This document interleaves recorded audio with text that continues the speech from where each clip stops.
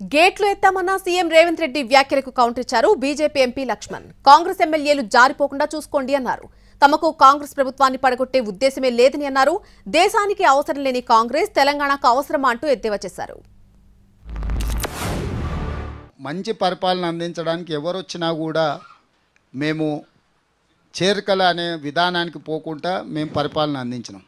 కానీ ప్రతిరోజు బీఆర్ఎస్ వాళ్ళు బీజేపీ వాళ్ళు మీ ప్రభుత్వాన్ని పడగొడతామని చెప్పి వాళ్ళు కుట్రలు చేస్తున్నారు.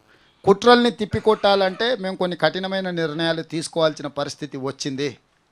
ప్రజలు ఎన్నుకున్న ప్రభుత్వాన్ని పారదర్శకంగా పనిచేయడాన్ని అవకాశం ఇవ్వకుండా కేసీఆర్ నుంచి మొదలు పెడితే కడియం శ్రీహరి గారు లాంటి వాళ్ళు కూడా ఈ ప్రభుత్వం 3 నెలలే ఉండదని, డాక్టర్ లక్ష్మణ్ గారు కూడా ఈ ప్రభుత్వము ఎన్నికలు అయిపోయిన ఎంబడే మా ఆపరేషన్ మొదలు పెడతామని, ఇది దేనికి సంకేతము? ఈ 100 రోజుల్లో ఎక్కడైనా ఏదైనా ఫిరాయింపులకు కానీ లేకపోతే రాజకీయంగా వేరే రకమైన ప్రయత్నం మేము ఎక్కడైనా చేసినామా? ఈరోజు వాళ్ళిద్దరూ ఒకే లైన్లో మాట్లాడుతున్నారు ఈ ప్రభుత్వాన్ని పడగొడతామని. అంటే వాళ్ళు పడగొడితే చూసుకుంటూ కూర్చుంటామా?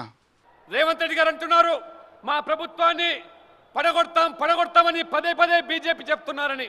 మేము పడగొట్టడానికి సిద్ధంగా లేము. మీరు పడిపోతే మేము దాన్ని కాపాడలేము.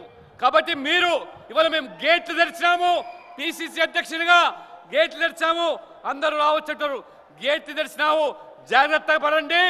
గేట్లు తెరిస్తే నీ ఎమ్మెల్యేలను కాపాడుకోండి, వాళ్ళు పారిపోయే పరిస్థితి వస్తుంది. కాబట్టి దేశంలో ఎక్కడ లేని కాంగ్రెస్ తెలంగాణకు అవసరమా?